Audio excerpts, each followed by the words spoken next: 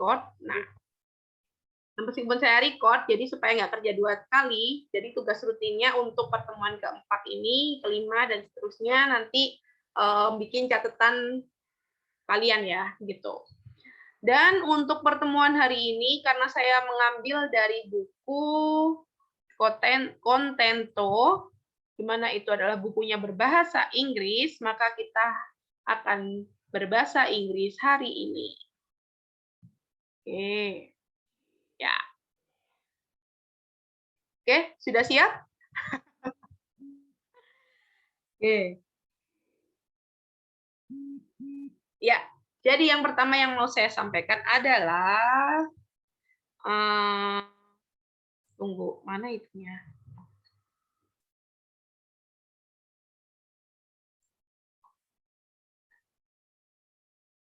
Bentar ya.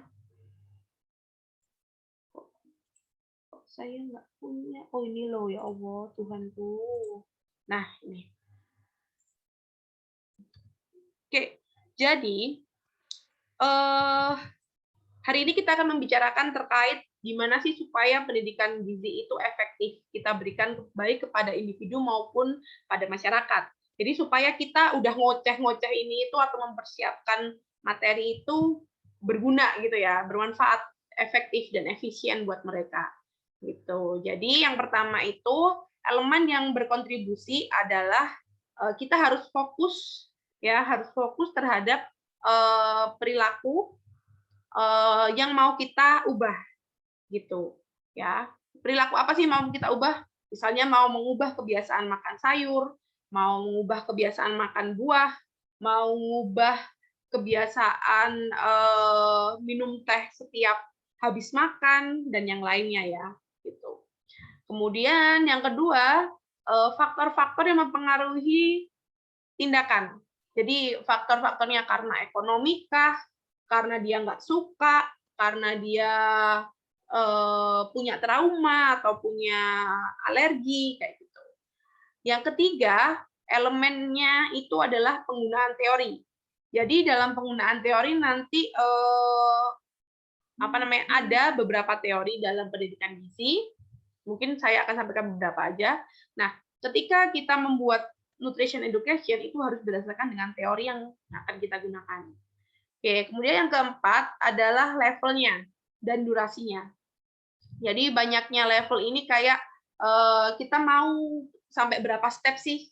Terus durasinya gimana? Kita punya waktu berapa lama sih? Seminggu, 2 minggu, 1 hari, 2 hari, setahun, 2 bulan, kayak gitu ya. Dan yang terakhir adalah strategi yang kita terapkan, kayak gitu.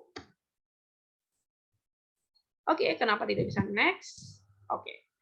Jadi yang pertama adalah fokus pada perilaku, tindakan, dan prakteknya. Nah, pendidikan gizi itu harus fokus dan spesifik pada setiap masing-masing tindakan, baik individu maupun komunitas. Jadi misalnya nih ada komunitas yang dia itu ada ya, mungkin karena agama tidak mengkonsumsi makanan dari sapi kayak gitu ya. Tapi gimana caranya supaya dia itu mau makanan lain yang tinggi Fe misalnya untuk mencegah anemia karena di komunitas itu anemianya tinggi misalnya seperti itu. Nah, kita harus spesifik ke sana kayak gitu. Terus perilaku ini itu juga harus punya tujuan yang besar. Jadi meskipun tindakannya spesifik, tapi dia itu goal jangka panjangnya itu besar. Jadi misalnya membiasakan anak kecil untuk makan sayur dan buah. Nah, kalau misalnya ada pendidikan sejak dini terkait itu, nanti di jangka panjang, di waktu dia dewasa, dia mau makan sayur dan buah, jadi tidak akan kekurangan serat. Jadi resiko untuk mengalami konstipasi itu lebih kecil dibandingkan yang tidak dapat pendidikan sejak dini, misalnya seperti itu. Nah, ini ya. Nah, jadi untuk fokusnya ini itu butuh critical thinking.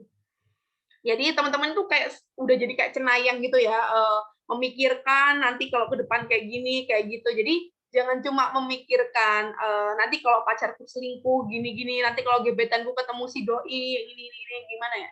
Jangan cuma itu yang dipikirkan ya. Jadi critical thinking lebih ke apa yang mau kita ubah dari dari suatu perilaku baik perseorangan maupun kelompok.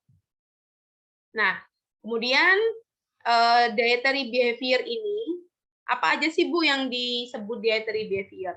Jadi biasanya itu adalah terkait pemilihan makanan ya yang berhubungan dengan kesehatan. Misalnya makan buah sayur setiap hari kayak gitu. Terus kebiasaan terkait prakteknya. Jadi kebiasaannya misalnya persiapan ketika memasak. Misalnya ada yang dia itu kayak teman saya ya, kalau dia setiap habis ngupas bawang sama bawang merah itu, bawang putih bawang merah itu langsung dicuci gitu. Sedangkan ada lagi teman saya yang nggak pernah dicuci karena menurutnya ya kan dia sudah terlapisi sama kulit, ngapain kita cuci lagi kayak gitu. Ada juga yang misalnya makan apel gitu ya, itu dicuci bersih dulu pakai sabun, sunlight dan yang lainnya. Tapi satunya cuman digosok-gosok aja di kain atau di bajunya gitu dia langsung makan kayak gitu. Itu praktek ya, kebiasaan dan praktek berhubungan dengan makanan.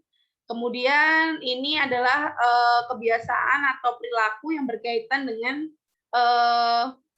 apa ya ini? Lebih ke kepentingan terkait gizi. Jadi nutrition related concern itu suatu concern atau perhatian yang berhubungan dengan gizi, seperti misalnya breastfeeding atau menyusui, ya menyusui ASI eksklusif, kemudian apa namanya, misalnya kayak gizi seimbang, perilaku gizi seimbang dan yang lainnya.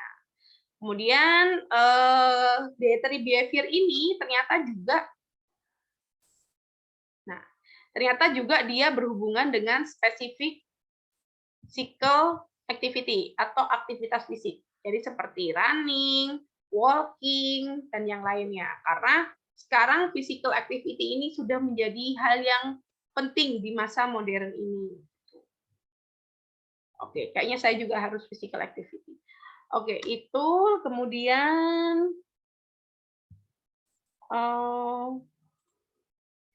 oke, kenapa nggak bisa next? Oh, ini kita harus dihapus dulu, teman-teman.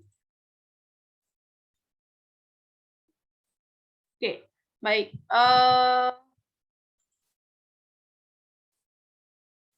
Nih. Nah, berikutnya apa saja sih faktor-faktor yang berhubungan atau mempengaruhi behavior itu? Jadi, waktu kita pendidikan gizi itu nggak cuman, oh saya mau deh ini meningkatkan anak-anak SMA ini supaya sarapan, misalnya kayak gitu ya. Nah, kalian harus terlebih dahulu mengidentifikasi faktor apa sih yang menyebabkan perilaku itu. Jadi misalnya anak SMA nggak sarapan gitu, itu sebenarnya kenapa gitu? Kalian tuh harus bertanya gitu pada diri sendiri dan pada mereka. Jadi faktor apa sih, kenapa sih kamu itu nggak mau sarapan? Kenapa gitu? Makannya nggak enak kah? Buru-buru, begadang karena nonton drama Korea, kenapa gitu ya?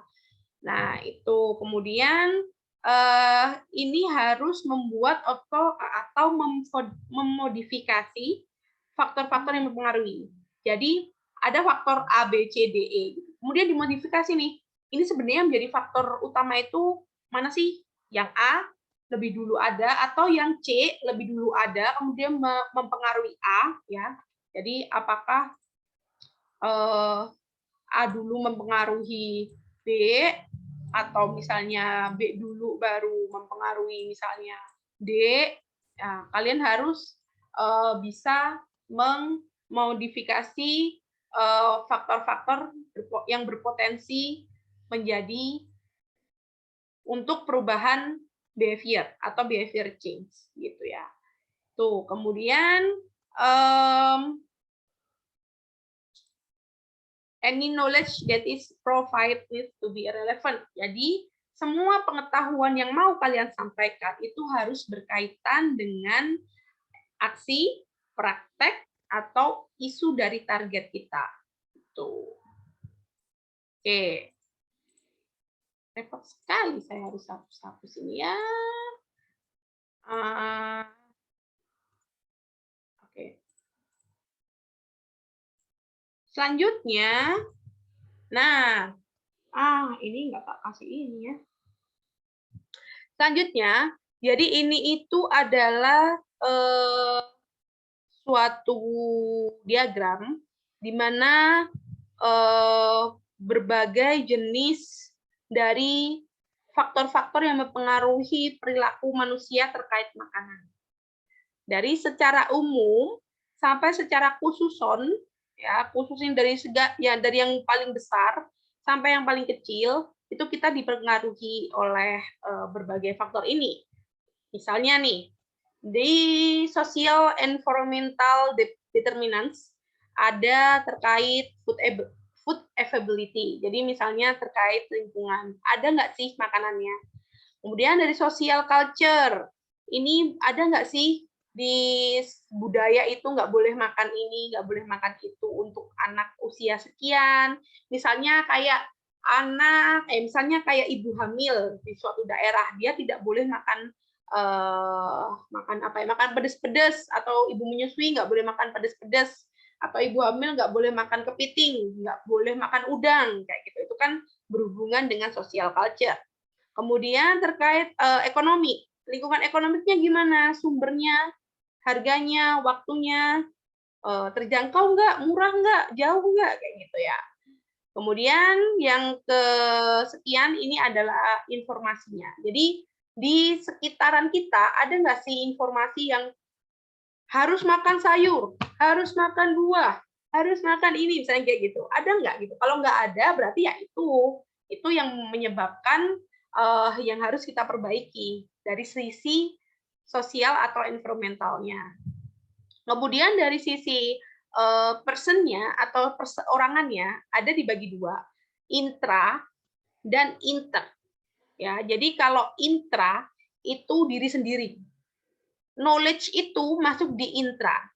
Ya, biasanya kalau kita ingin meningkatkan pengetahuan, kita ingin meningkatkan kemampuan, kita ingin meningkatkan apalah itu ya, itu adalah di intra.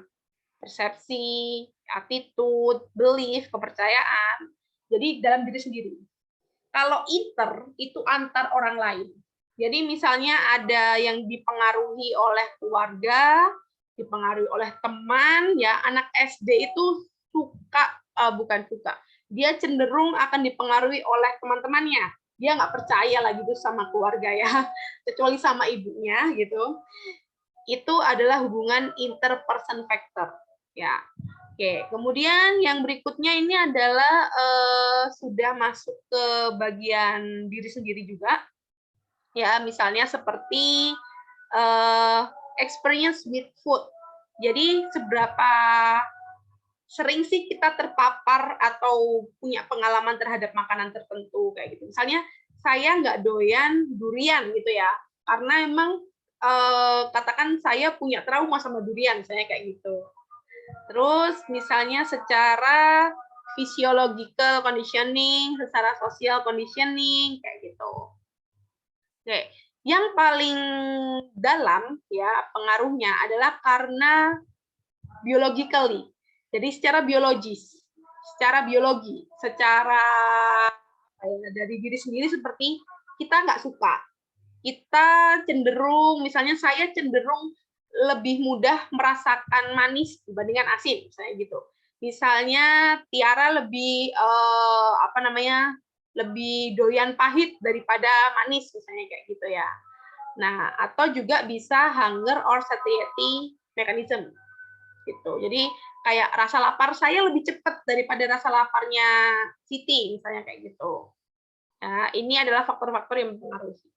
Oke, ini ada azan sebentar, kita pending sampai azan ya.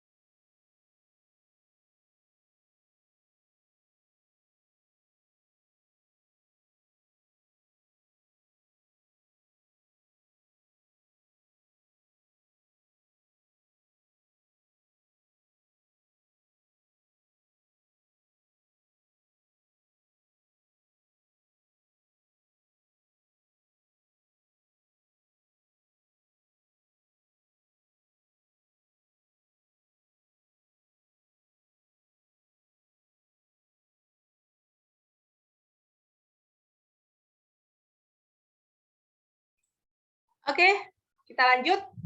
Eh,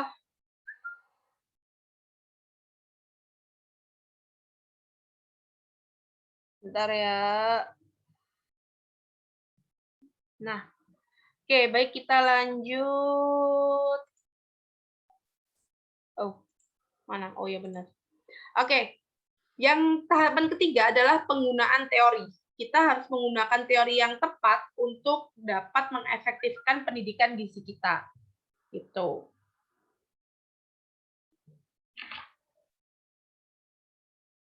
Jadi teorinya itu adalah sebagai guideline atau pedoman atau panduan ya.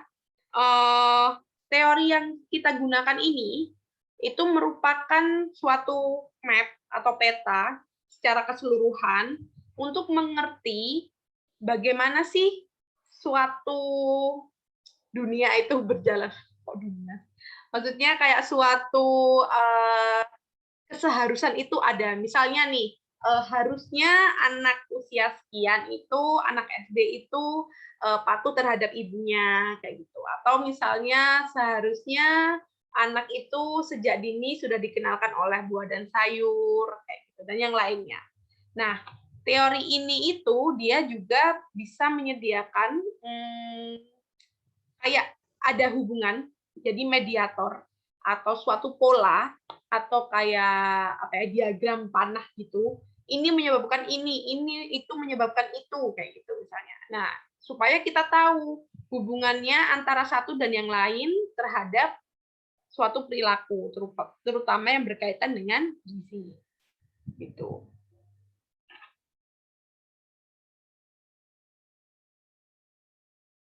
Oke. Nah, teori itu adalah sebagai evidence base atau dasar dari penelitian-penelitian yang sudah ada.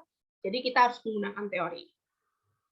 Teori based on evidence provide a mental map that tell us which determinants. Jadi dari teori itu kita bisa tahu nih faktor-faktor yang mempengaruhi itu apa saja. Tuh, misalnya kalau anak remaja itu lebih mudah terpengaruh oleh media. Nah, itu teori itu sebenarnya. Jadi, oh ini media nih kayaknya nih, kayak gitu. Atau misalnya orang dewasa itu sangat rentan terhadap ekonominya. Oh, ini bisa nih jadi ekonomi, salah satu faktornya nih, kayak gitu. Ya. Nah, di teori itu terbentuk kan dari penelitian. Ada penelitian berbasis eksperimental, ada penelitian berbasis kualitatif. Oke, nanti bisa dibaca sendiri yang kualitatif sama eksperimental. Nah, kemudian apa ini ya? Jadi dengan menggunakan teori yang ada, kita itu bisa membangun suatu komponen yang lebih spesifik. Ya. Jadi kita bisa tahu nih yang poin misalnya ada perilaku A. Ini berguna. Terus misalnya ada determinan B. Kayaknya ini nggak nyambung sama kondisi saat ini. Kayak gitu. Jadi kita bisa tahu faktor-faktor mana saja yang bisa kita gunakan dan bisa tidak kita gunakan. Kayak gitu ya. Oke. Nah, sehingga ini akan membantu kalian, membantu practitioners, membantu siapapun itu dalam membuat pendidikan gizi untuk membuat aktivitas dan instrumen evaluasi. Jadi aktivitasnya apa saja sih? Misalnya ada aktivitas menanam buah dan sayur. Untuk meningkatkan konsumsi buah dan sayur pada anak. Evaluasinya apa? Evaluasinya anak-anak antusias ketika menanam buah dan sayur, anak-anak terlihat excited atau bertanya kapan bisa dipanen dan lainnya. Atau misalnya aktivitas memasak bersama anak-anak, memasak sayur atau memasak puding buah atau makanan dari buah kayak gitu. Evaluasinya apa? Evaluasinya anak-anak memakan hasil masakan mereka sendiri, misalnya kayak gitu. Jadi dari teori ini kita bisa membuat aktivitas-aktivitas dan instrumen untuk evaluasi. Gitu. Nah, kemudian ini adalah contoh-contoh teori yang ada di buku Contento ya. Jadi health behavior teorinya itu ada yang namanya health belief. Jadi teori ini itu lebih menekankan terkait kepercayaan terhadap kesehatan. Kan sama sih kayak orang-orang sekarang ya. Ada orang yang percaya vaksin, ada orang yang tidak percaya vaksin. Ada orang yang percaya COVID, ada orang yang tidak percaya COVID. Sama seperti kesehatan. Ada orang yang percaya bahwa apa ya, suatu diet tertentu itu cocok untuk golongan darah A, cocok untuk golongan darah B, ya kayak gitu-gitu. Jadi itu termasuk health belief. Jadi menjelaskan mengapa seseorang melakukan ini dan tidak melakukan itu, kayak gitu. Jadi apa namanya? Biasanya di sini kalau kita menggunakan teori ini kita harus lebih menekankan bahwa kepercayaan kesehatanmu ini lo kurang tepat kayak gitu. Jadi kita harus menanamkan kepercayaan yang baru. Oke, kemudian yang kedua ini food choice theory. Jadi untuk menemukan mengapa seseorang itu ingin makan tertentu. Jadi misalnya saya ingin makan Korea, kenapa sih? Karena rasanya, karena harganya, karena teksturnya, atau karena kesehatannya. Jadi food choice theory ini tidak serta-merta kesehatan menjadi concern utama atau perhatian utama.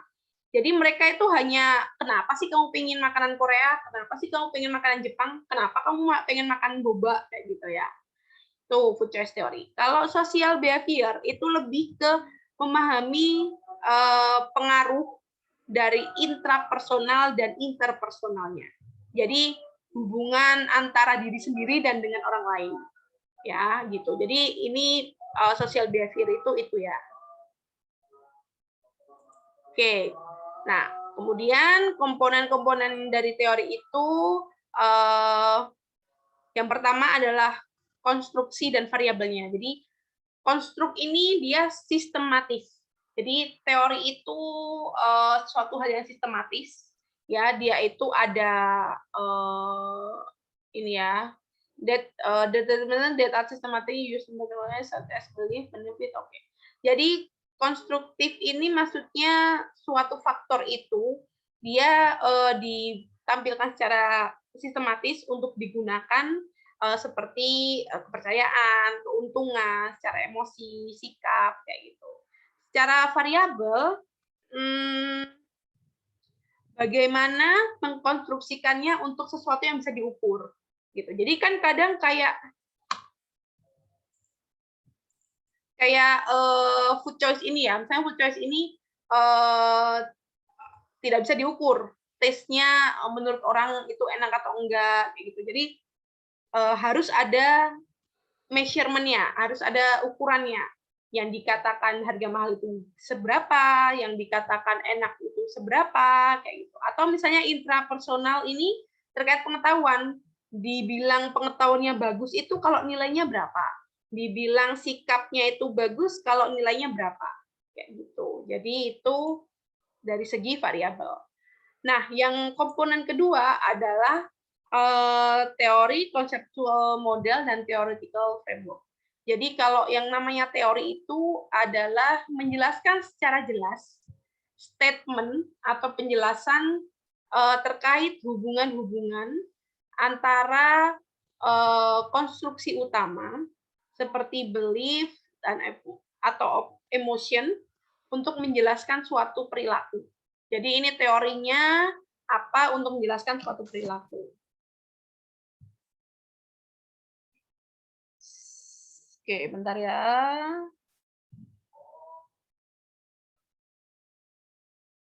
Oke. Kalau konseptual model itu mendeskripsikan hubungan antara dua atau lebih dari konstruksi. Ya, ingat ya, konstruksi itu tadi yang determinan-determinan yang tersusun secara sistematis. Itu. Nah, kalau konseptual ini fokus kepada bagaimana sih mereka berhubungan gitu. Kalau ini menjelaskan perilakunya, ya. Kalau ini gimana sih mereka berhubungan? Misalnya perilaku doi itu kayak gini, tapi doi ini gimana sih berhubungan dengan teman-temannya, misalnya kayak gitu. Ya, kemudian theoretical framework ini itu adalah suatu deskripsi yang merupakan satu konsep dalam hubungan antar satu dengan yang lainnya, gitu. Ini cenderung nggak formal, informal ya dibandingkan dengan teori. Jadi theoretical framework itu kayak bukan teori A gitu ya. Jadi dia berupa framework gitu, berupa diagram gitu, garis-garis panah gitu. Bisa kita gunakan, tapi tidak sekuat teori. Kemudian yang ketiga moderators, ya moderators itu yang disebut moderators itu adalah faktor-faktor yang dia ini termodifikasi untuk mempengaruhi suatu perilaku, gitu. Misalnya dalam suatu studi, ya terhadap seluruh perhatian kesehatan ditemukan bahwa ada faktor yang penting dalam pemilihan makanan pada suami, tapi tidak pada istri. Nah, jadi suami itu lebih concern terhadap kesehatan dibandingkan istri, misalnya kayak gitu. Ini contoh-contoh ya. Nah, jadi yang jadi moderatornya itu adalah gender. Ya, jadi gender atau jenis kelamin ini dia merupakan faktor yang mempengaruhi health concern terhadap food choice. Ya. Oke. Ya, jadi ini husband tapi tidak wife. Jadi gender ini adalah moderator terhadap health concern yang mempengaruhi food choice. Itu ya. Oke. Berikutnya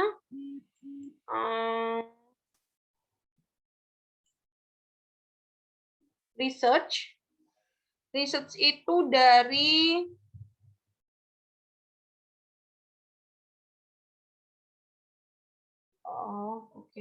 jadi gitu ya. Research. Oke. Jadi ini adalah hubungan antara penelitian, teori, dan praktek.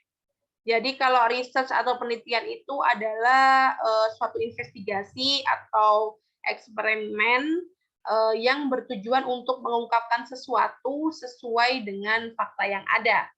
Gitu. Biasanya research itu menghasilkan teori. Ya, jadi dari research, teori, kemudian dari teori ini nanti tahu faktor-faktornya. Ya, dari faktor-faktornya itu nanti kita tahu gimana behavior-nya. Gitu, atau prakteknya ya. Oke, misalnya ini seperti ada hubungan, ada model ya. Oke. Ini model hubungan antara knowledge, attitude, dan behavior. Ya, dari sini kita bisa tahu bahwa knowledge ini merupakan mediator antara intervention kita dengan behavior-nya. Ya, jadi misalnya ada suatu behavior, ketika kita memberikan intervensi, apakah bisa langsung mengubah perilaku? Enggak kan? Lalu melalui apa, Bu? Melalui knowledge. Ya, jadi perubahannya itu melalui knowledge untuk memperbaiki behavior. Kemudian yang lainnya, yang lainnya mediator. Ya, mediator apalagi sih, Bu? Mediator teori dari social psychological dan perubahan perilaku. Jadi psikologi sosial terhadap perubahan perilaku. Jadi selain knowledge, yang menyebabkan suatu perilaku itu adalah psikososial atau psychological sosial. Psychological sosial itu apa sih, Bu? Jadi sosial dan psikologi gitu. Dari diri sendiri dan dari orang lain. Interperson dan intraperson. Ya, dari lingkungan juga dipengaruhi. Dari keluarga, dari teman juga dipengaruhi. Dari trauma, pengalaman terhadap makanan itu adalah secara psikologikal gitu. Oke, kemudian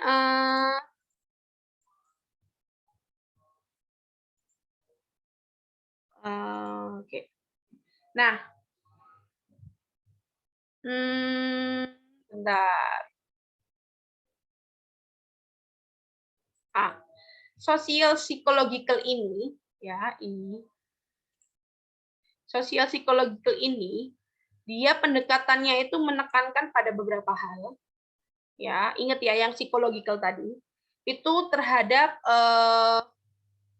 kekuatan dari suatu situasi. Misalnya situasinya itu genting nggak sih?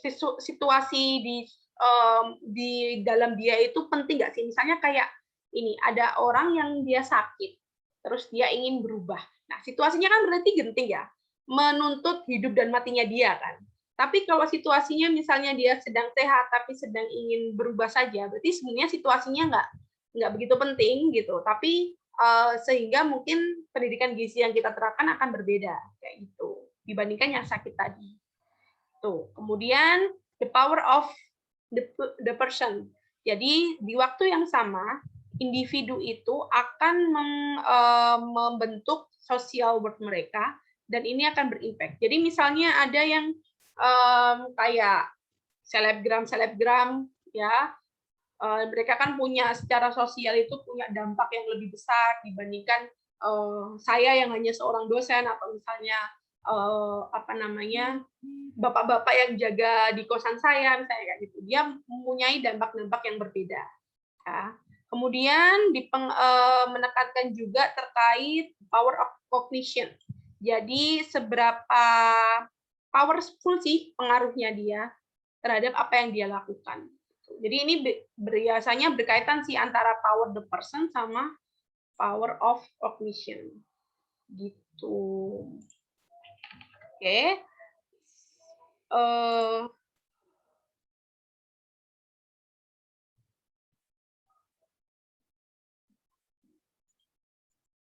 Ya. Oke, mungkin sampai sini ada yang mau ditanyakan? Saya izin minum dulu ya.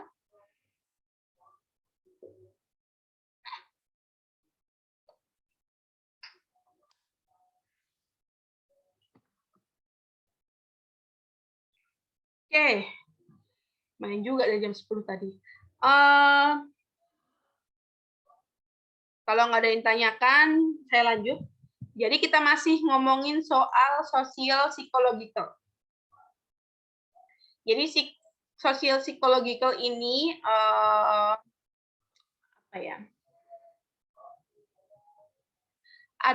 Dia itu membentuk suatu kepercayaan, ya, belief, di mana akhirnya dia itu punya ekspektasi terhadap sesuatu. Misalnya, aku percaya bahwa Tuhan menyayangiku. Jadi ekspektasiku dimanapun aku berada, aku akan dilindungi. Semacam itu ya. Nah, sama. Jadi kalau orang punya sosial psychological ini adalah suatu, di dalamnya itu ada kepercayaan di mana dia akan ada ekspektasi ke sana. Ekspektasinya apa saja, Bu? Ekspektasinya itu keluaran terhadap kesehatan, terhadap sosial, dan terhadap diri sendiri. Ya, jadi secara kesehatan dia tentu akan lebih sehat. Misalnya, aku percaya dengan aku berolahraga setiap 30 menit sehari selama 7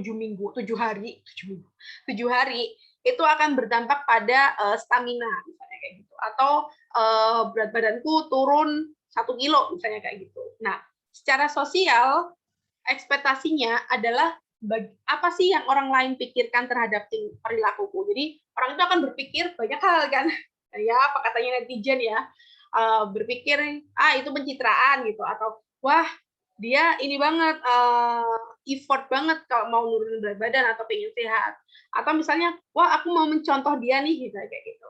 Nah, jadi ekspektasi untuk dari orang lain sosial ini itu lebih besar ya daripada diri sendiri. Nah, kalau yang ekspektasi self ini, self evaluatif, itu lebih ke self esteem sama self image. Jadi kepercayaan diri sendiri, kemudian gambaran diri sendiri. Jadi sering nggak sih kalau kalian berolahraga gitu ya, merasa diri ini paling cantik, paling seksi gitu ya, setelah olahraga keringetan, kayaknya body goal banget gitu loh. Ya, semacam itu kayak gitu. Ya, jadi ini itu biasanya akan dipengaruhi oleh motivasi dalam sosial psychological ini. Gitu. Jadi motivasi-motivasi apa saja sih yang bisa membuat dia melakukan hal tersebut gitu.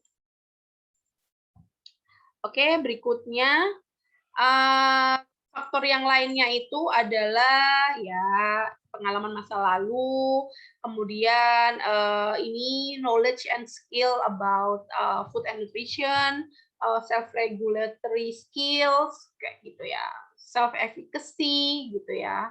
Jadi self-efficacy ini sekarang menjadi apa namanya sudah menjadi suatu rujukan. Jadi kalau misalnya teman-teman nanti melakukan pendidikan gizi, itu tidak hanya terkait knowledge, tapi juga terkait self-efficacy. Jadi bagaimana seseorang itu mengestimasikan dia sendiri itu akan menjadi seperti apa sih ketika melakukan sesuatu. Misalnya self-efficacy itu misalnya kalau terkait kebersihan ya, saya melakukan cuci tangan setiap saya mau makan, setelah saya makan, sebelum saya menyuapi, dan yang lain-lain. Kayak gitu-gitu. Tuh ya. Nah, kemudian, oke. Jadi, perubahan perilaku itu memiliki proses. Ya, memiliki proses, memiliki fase, memiliki stage.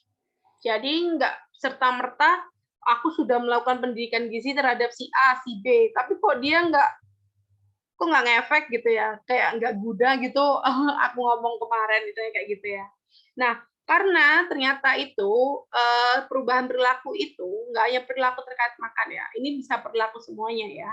Itu dia punya tahapan. Tahapan yang pertama itu adalah the motivational or pre-action phase.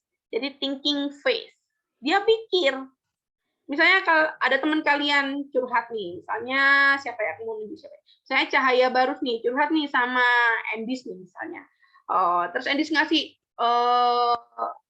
saran-saran ini. Nah, dia tentu nggak akan si Cahaya Barus nih nggak langsung melakukan apa yang disampaikan Endis, tapi dia mikir dulu nih, thinking phase di situ. Dia siap nggak melakukan perubahan itu? Dia siap nggak untuk melakukan itu? Gitu.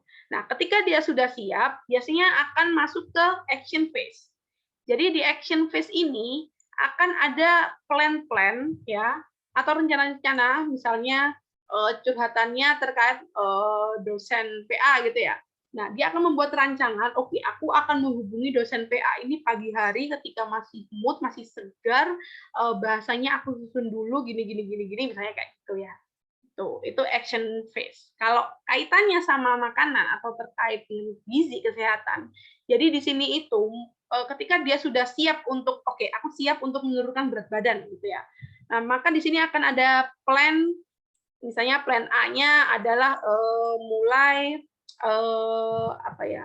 mulai menghitung berat badan ideal, misalnya berat badan ideal, terus mulai menghitung kebutuhan energi, gitu ya, energi. Terus misalnya menghitung ingin turun berapa, pokoknya rencana-rencana ada di sini, gitu. Kemudian phase lainnya atau stage model ya, itu adalah tahapan pemikiran, jadi dia suatu keputusan atau persiapan untuk berubah. Jadi kalau dia berencana, ya namanya rencana ya. Orang ngomongnya jangan cuma wacana ya. Ini adalah fase-fase wacana. Fase-fase wacana itu di action phase. Sedangkan di sini itu adalah oke, aku memutuskan, aku siap ini. Sudah beli timbangan berat badan, beli alat olahraga dan yang lainnya gitu. Nah, kemudian tahap untuk percaya bahwa outcomes itu akan hasil yang diberikan itu akan berbeda tergantung dengan banyak hal, misalnya seperti cultural, kemudian life experience, sama role in life. Jadi kayak apa ini? Bahasanya application to diverse population groups, the belief that share outcome may be different. Oke. Jadi di tahapan ini ya, Mungkin secara teori, oh pasti turun kok gitu ya. Tetapi ya, dikarenakan ada faktor environmental, faktor sosial, faktor budaya dan yang lainnya, maka pemikiran saya terhadap berhasilnya berat badan saya untuk turun itu akan berbeda pada orang lain. Jadi misalnya saya yakin nih akan turun karena saya termotivasi sekali gitu. Banyak contoh-contoh lingkungan saya yang akhirnya berat badannya turun. Tapi yang lain, orang lain misalnya Siti Hafsah. Siti Hafsah juga pingin turun tapi dia nggak yakin gitu. Karena di sekitarnya itu nggak ada role model atau dia sudah pernah sebelumnya tapi nggak berhasil untuk turun berat badannya. Misalnya kayak gitu ya. Oke, kenapa suara saya habis? Oke, itu ya. Kemudian, nah inilah yang tadi saya bilang tentang multiple level. Ya, level di sini itu cakupannya itu bisa macam-macam. Jadi kalau misalnya teman-teman nanti menetapkan pendidikan gizi atau mau bikin pendidikan gizi, mana nih level yang mau dicapai? Policy and sistemnya kah? Atau dari settingnya kah? Dari interpersonal atau dari individunya? Ya, kalau dari individunya. Kalau misalnya saya ingin mengubah kantinnya itu jadi kantin sehat, Bu. Oke, berarti itu ke settingnya. Ya, berarti itu ke settingnya.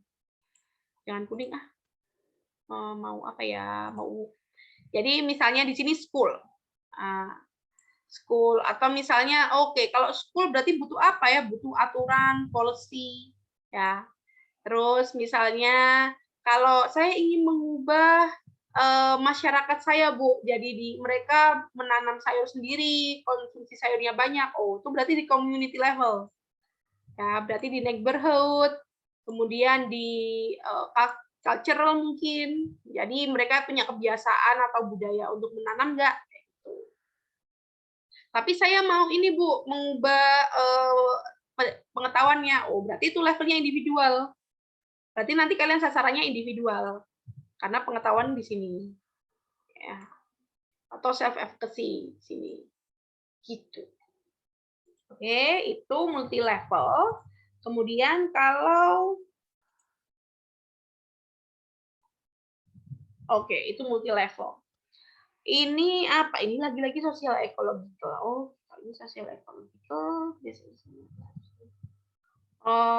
Oke, ini bagaimana saya menjelaskannya? Jadi, kalau tadi ada yang namanya sosial psychological, yang dipengaruhi mediatornya itu kan adalah psikososial. Kemudian tadi ada yang bikin hubungannya mediatornya adalah knowledge.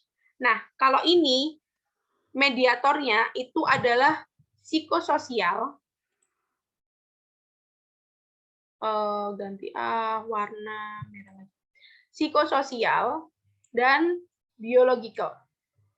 Nah, psikososial itu mana? Psikososial itu di sini. Ini biologicalnya, kemudian ini environmentalnya. Jadi ketiga hal ini itu merupakan mediator dari intervensi kepada perilaku. Perilaku ini nanti akan menghasilkan keluaran kesehatan. Gitu. Jadi ini lebih rumit lagi sih kalau melakukan pendekatan dari sosial ekological. Ya, jadi kalau pendekatannya dari pengetahuan, mediatornya pengetahuan aja. Tapi kalau misalnya pakai sosial ekological, ya ini itu jauh juga. Oke, itu masih ada lagi kayaknya. Ini apa ya? Oke, jadi kalau ini itu gambaran sih teman-teman. Kalau intrapersonal level atau individu biasanya itu fokus kepada psikobiologikalnya. Jadi psikobiologikalnya itu seperti pengalaman dengan makanan, food preference, belief, knowledge, norma, budaya, attitude, enjoyment, tuh, itu intrapersonal. Kalau interpersonal, itu biasanya fokus kepada social network, seperti mengubah perilaku keluarganya juga, mengubah teman-temannya juga, ya, gitu. Oke, oke. Aduh, belum dihapus. Nah, kalau levelnya organisasi, ya fokusnya ke rule, ke komunitas fokusnya ke komunitas, kalau ke policy structure itu ke regulasi. Jadi kalau mengubah anak SD wajib makan buah, harus ada kebijakannya, berarti itu levelnya di ini. Kayak gitu ya. Jadi setiap level itu punya target masing-masing. Nah, kalau duration-nya itu tergantung intensitas sama durasinya. Jadi biasanya semakin intens itu semakin baik. Tapi misalnya kayak gini, pendidikan gizi pada anak sekolah itu harus dilakukan intens dengan durasi yang pendek. Jadi mereka akan cepat bosan. Jadi kita biasanya pendidikan gizi ke anak SD hanya 30 menit. Tapi 1 minggu bisa ketemu 3-4 kali. 3 kali lah gitu ya. Nah, sedangkan kalau orang dewasa karena mungkin mereka sibuk ya, akhirnya durasinya bisa 1 jam, 2 jam. Mereka punya daya konsentrasi yang lebih baik daripada anak-anak gitu. Tapi karena waktu yang terbatas akhirnya nggak intens gitu. Jadi cuma seminggu sekali, sebulan sekali kayak gitu. Ya, itu. Jadi tergantung juga dengan sasaran kita siapa. Itu kalau duration sama intensity. Kemudian ini nggak begitu penting. Ini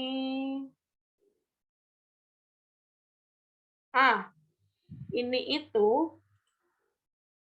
dari nutrition education intervention ini nanti ke strategi yang mempengaruhi, jadi strategi faktor-faktor strategi yang tujuannya itu langsung ke faktor-faktor seperti biological, person, kemudian environment, gitu ya.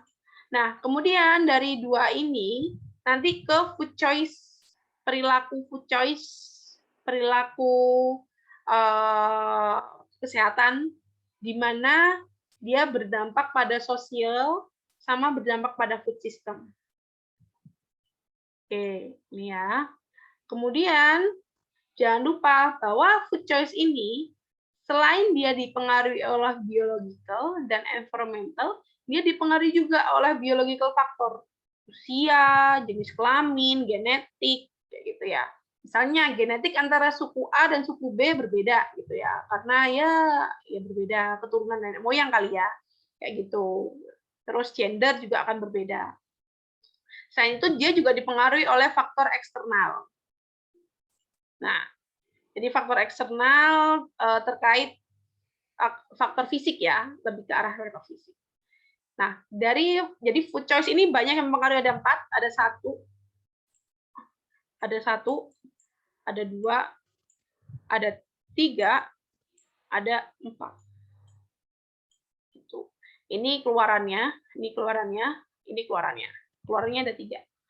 Nah, keluarannya ini berhubungan dengan nutritional status. Ya.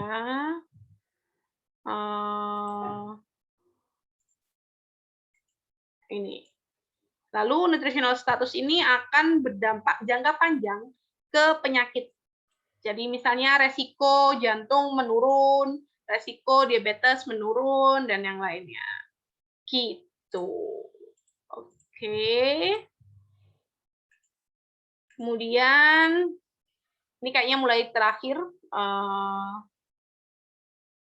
Oke, jadi ini adalah conceptual framework yang menghubungkan antara dietary change dengan nutrition education.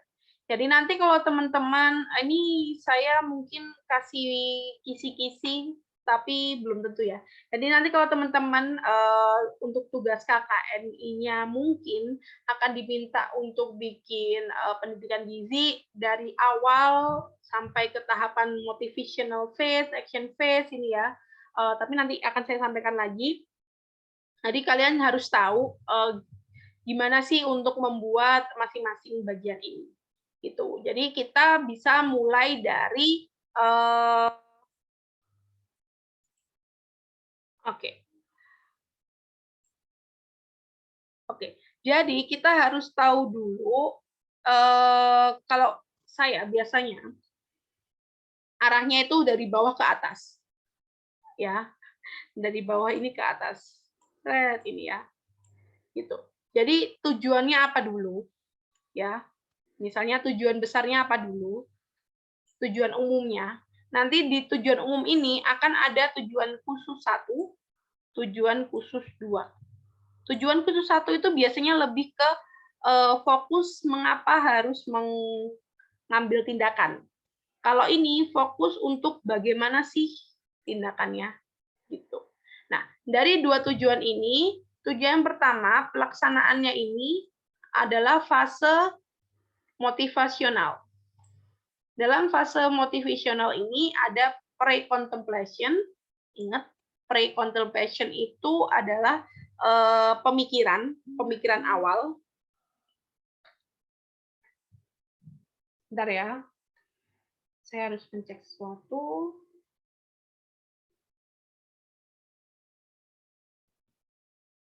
Oke, belum. Oke, jadi pemikiran awal ini mempertimbangkan aksinya, iya nggak ya, itu nggak ya, males nggak ya, mageran nggak sih, kayak gitu-gitulah. Jadi lebih ke feeling-nya, ya, kemudian kepercayaannya, kemudian lebih ke resiko dan apa saja yang dibutuhkan, kebutuhannya. Kalau contemplation ini, dia biasanya sudah oke nih, kayaknya saya memang harus ngambil. Gitu. Jadi dia ada keputusan untuk pengambilannya dari cost and benefit analysis, dari tujuan dari ngapain, kenapa harus ada aksi. Gitu. Nah, kemudian masuk ke tujuan khusus kedua. Tujuan khusus kedua itu hubungannya dengan aksi. Nah, di aksi ini ada keputusan, ada action, ada mempertahankan. Jadi sustain, maintain, tetap kayak gitu ya. Tetap melaksanakan itu. Nah, di decision dan action ini ada initiating action, ada maintaining action.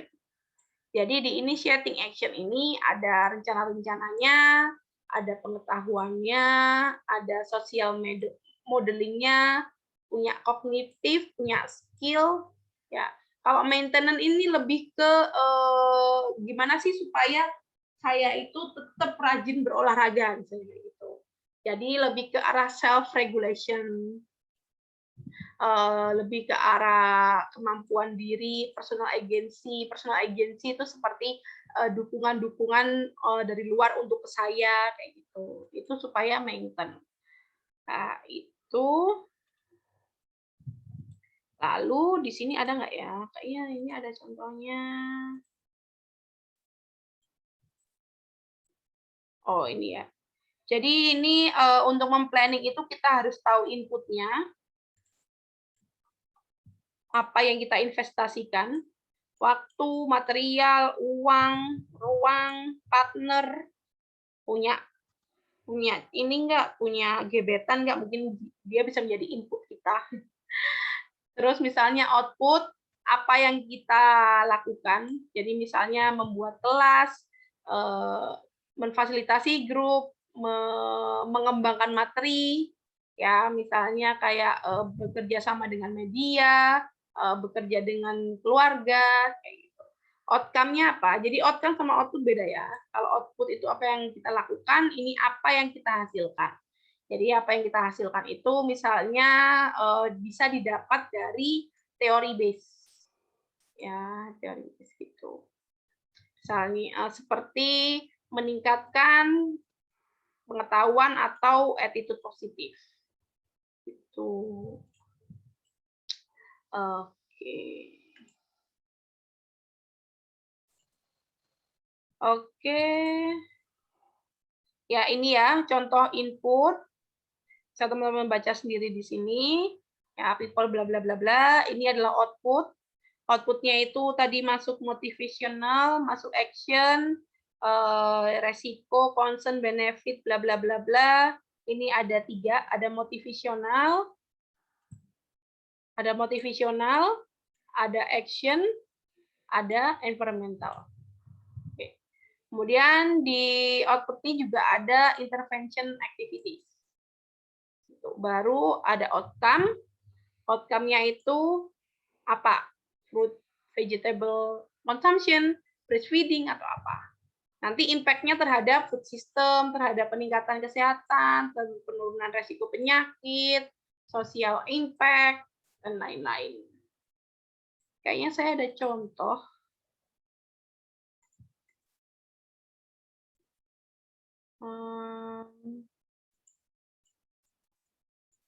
Oke, ini contohnya adalah konsumsi buah dan sayur, FVG. FVG. Oke, jadi inputnya, jadi tujuannya itu adalah bagaimana meningkatkan konsumsi sayur dan buah pada anak-anak. Dia pakai pendekatan memasak, ya. Jadi programnya adalah memasak. Nah, inputnya adalah ini. Funding partner, jadi duit partner, program koordinator, edukatornya, guru kelasnya, siswanya, orang tuanya, kelasnya, kayak gitu.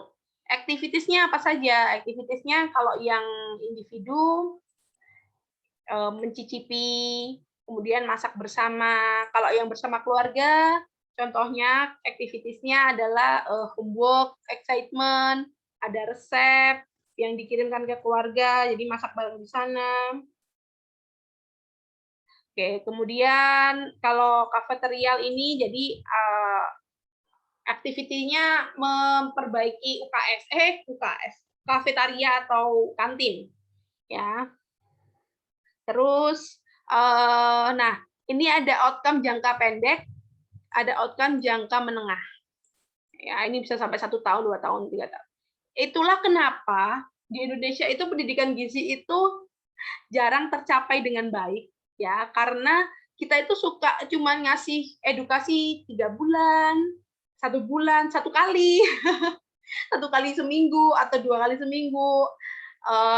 Sedangkan kalau di luar sana itu kalau pendidikan gizi ya sampai bertahun-tahun, karena memang perubahan perilaku itu tidak bisa hanya tercapai dalam seminggu 2 minggu aja gitu.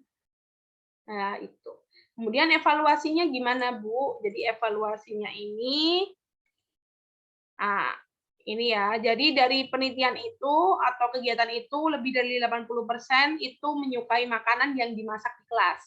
75% memilih makan yang ada di kafetaria, 60% itu memakan setengah atau lebih, kemudian 50% itu bilang kalau mereka memasak dengan resep anak itu di rumah, kemudian 65% ini yang penting nih, mereka akhirnya sekarang lebih suka makan buah dan sayur di rumah. Gitu. Oke, ini sudah contoh terakhir. Itu saja yang saya sampaikan. Apakah ada yang mau ditanyakan atau didiskusikan? Silakan. Oke, sambil menunggu mungkin ada yang mau didiskusikan, saya isi sebentar ke kamar mandi ya.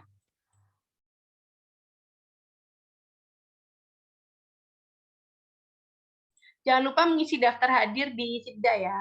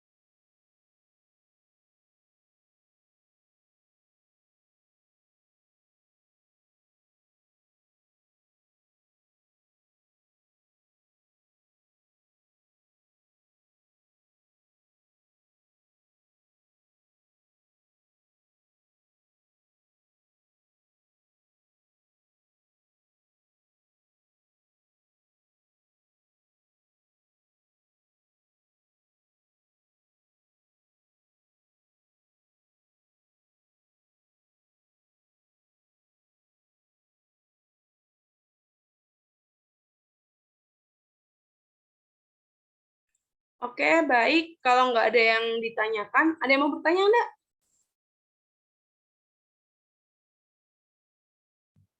Untuk absen belum dibuka di Sibda. Oh iya, oh atau saya salah kasih jam ya.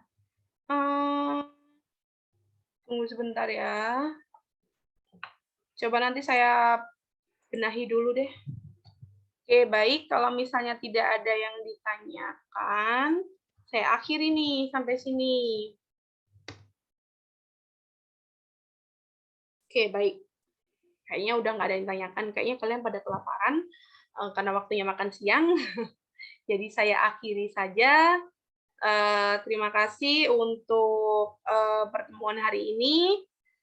Semoga minggu depan kita bisa bertemu lagi dengan materi yang baru dan sudah ada kejelasan terkait ke-6 tugas itu.